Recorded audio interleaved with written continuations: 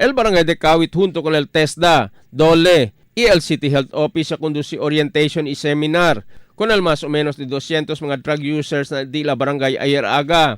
El Barangay Kapitan de Kawit, el Honorable Ray Modillas, ya hace llamado con el mga quien surrender kanila del semana pasado para atende con este orientation alina di ila Sports Center. Ngayong araw, sino yung nandito? Ito yung diehard talaga na gustong matulungan.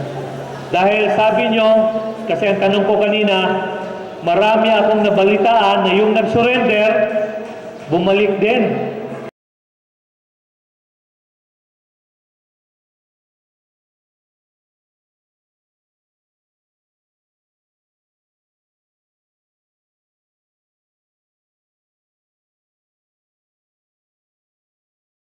We hope na yung hindi sila sumulpot dito, hindi yung rason na nagpatuloy sila sa kanilang negosyo na hindi tama.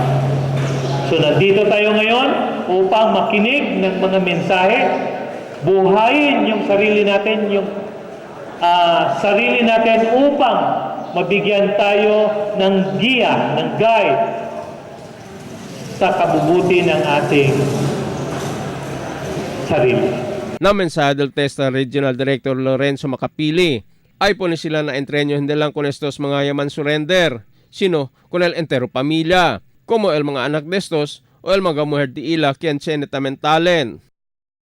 Dili lang kay kamo ang inyong anak, imong asawa. Kung sa may ginabuhat niya sa balay, ano bang ginagawa niya? Mahilig ba siya sa cosmetology, massage, pedicure, manicure, kung sa tanadya, cooking? Di kung interest niya na, di. Ing nasikap. Kuhaw na mo ng plano. Include.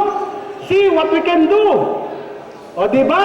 So, ikaw, imong anak, imong iksoon, whole family approach. Diba? Kung ang imong anak interesado sa driving, unya napay mga 25 kabog nga anak ninyo nga interesado sa driving, kamo dili, di ang anak. I-train na mo anak sa driving, aron ang imo anak na ay skill. Klaro? While kamo, na mo yung say dapat himuon put based sa plano. Based sa plano ninyo, plano na mo, unya magkasinabot then run the program. Okay? So kana ang himuon nato. So hinaot unta nga ayaw na pagbalik dito sa inyong gibuhat sa una. Hinay-hinay, magpasensya. Ask the guidance of the Almighty. Always ask the guidance of the Almighty. Asing ko el Dole Supervising LEO del Zamboanga City Field Office, si Mr. Macaraya Adil, ay dali sila ekipahe o mga tools kung ang mga persona kien ay obtene kung di ila certificate durante el training para pwede sila usa para na di ila busca la vida. So ang ibibigay namin sa inyo, pero ulitin ko, kailangan meron na kayong skills, tapos na yung training galing sa TESDA. So pagkatintero kayo, anong kailangan ninyo, ibibigay namin. Diba?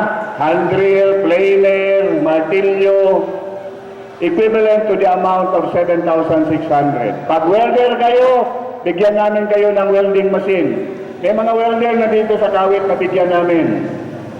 Cooking, bigyan namin kayo ng materials, equipments para makapagluto. Thousands na ho na bigyan namin. So ngayon, kayo naman ho ang tutukan namin. Pero, pag may nabigay na kami, imo-monitor namin yan. At hindi po ito loan. This is a grant. Ibigay po ito sa inyo, pero i-monitor namin kung ano ba ang nangyayari sa inyo. Ha?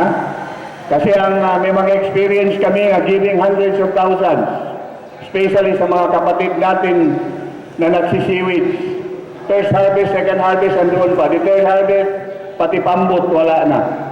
Yung tao pa kaya? Talia también presente el OIC City Director, el Police Superintendent Luisito Magnaye, y si Doktora Dulce Amor Mirabite del City Health Office, y su mga kumpanyero, el Parole and Probation Aid, y el mga pastors. Emil Tuban, Dateline Zamboanga.